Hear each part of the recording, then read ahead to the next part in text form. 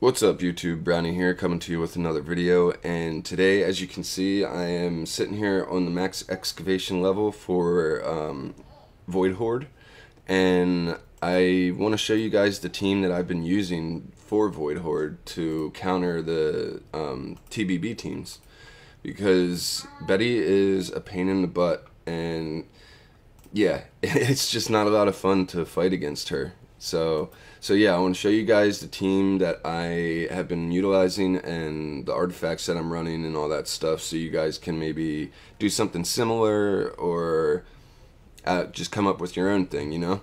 So anyway, we're going to hop into this team right here. As you can see, it's a 1.897 billion power, and I mean, that's good, but most of the opponents that I fight are closer to 3 billion or above. Some of them are in the like 2.5 billion, so I never really get to fight opponents that I actually outpower. I'm always having to hit up, and yeah, this has been working quite well for me. I'm not going to tell you how to counter my team, but I will show you my team so you guys can see what I'm doing and hopefully, you know, make your own team.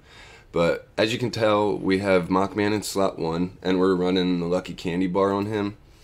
Now, there's a few reasons slot 1 is a very dangerous spot for your damage dealer, your highest attack hero. Number 1 is enemy HHAs, and that's really the main reason is HHA. And that's because HHA focuses slot 1 with his basic attack, and it has a very, very high percentage chance to stun.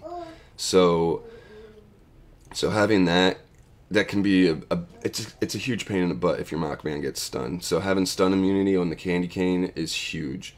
Also, the counterattacks from HHA stun. So when Mockman does do an active, and you have the requirements for him to start doing counterattacks, well, sometimes HHA stuns him, and then you lose a whole round of counterattacks, and that can hurt a lot. So you definitely don't want to be getting stunned by HHAs, and if you're not running Candy Bar, do not run Mockman in slot 1, okay? Now, the other part of Candy Cane is the next control effect you take, aside from stun, is going to be the one that you're immune to, and 90% of the time that's Betty's Twine. So yeah, this is a huge artifact.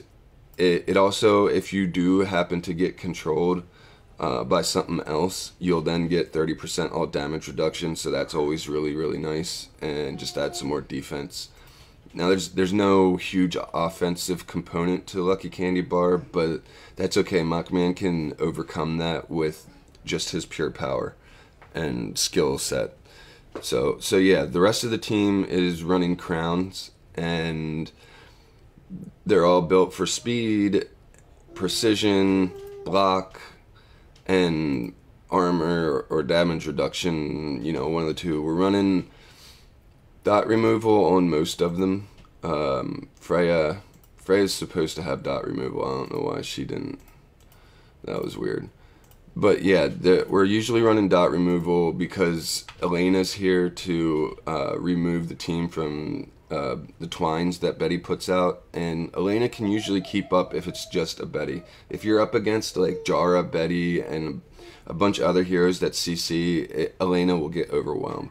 But if it's just a Betty, then you should be pretty good with Elena protecting you. Plus, all the actives that the enemy does will give your whole team control immunity from Elena, and that's a huge thing. And then yeah, Freya's just there to give some more damage reduction. She gives more control immunity, helps provide a little bit of shielding and stuff like that. So yeah, and then you guys know what HHA does. DGN is the next huge component to this team, and that's because you're going to be running her core, and she's going to be debuffing the opponent a ton. So yeah, we'll talk about that during the fights that I'm showing you guys, but here's her core quick. So when the battle starts or when a round ends, there's a 100% chance to inflict one random effect from the following on all enemies. Meanwhile, one enemy with the highest speed will be inflicted with one extra effect. So you can reduce their control immunity, for 2 rounds, reduce their speed or reduce their energy. And reducing their energy is huge. That is the counter to Betty. And then also the core it's buffing your own team. So yeah, you can get crit damage or holy damage or control immunity offset, and the highest attack gets double, gets 2 bonuses. So yeah, it's a very, very solid core.